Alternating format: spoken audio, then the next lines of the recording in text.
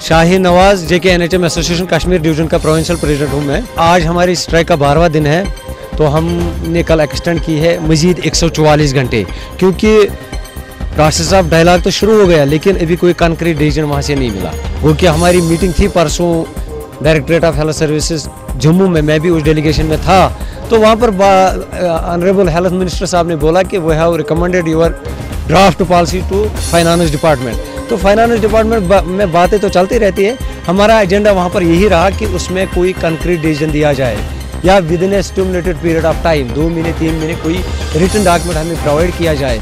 उसके अलावा हमारा एक और एजेंडा रहा कि ये 2009 से हमारा सैलरी रिविजन नहीं हुआ, तो उस पर बात नहीं बनी अभी तक, जिसकी वजह से कल हमें 144 घंटे मजीद स्ट्राइक बढ़ानी पड़ी। 5% वो दे रहे हैं, लेकिन आज आप देख लीजिए, मैंने जम्मू में भी कल बोला, पिछले साल 25 रुपये में 1 kg दूध आता था, इस साल 35 रुपये पे चला गया। नहीं, 2009 से कोई सैलरी रिविजन नहीं हुआ। श्यामलाल शर्मा के ज़माने में सैलरी रिविजन जो हुआ 100% हुआ।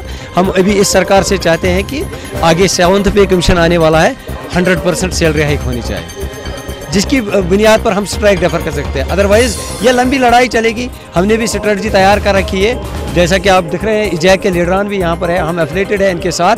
डैग भी हमारे साथ सड़कों पे आने के लिए तैयार है, वो हमारे ग्रीन सिग्नल का इंतज़ार कर रहे हैं। आगे असेंबली भी है, हमारी भी सख्त स्ट्रेटजी रहेगी आगे, क्योंकि हमें मूव करना पड़ेगा जम्मू की तरफ। 3 दिन हम जम्मू चलो कॉल देंगे, इंशाल्लाह असेंबली घेराव करने के लिए हम तैयार हैं।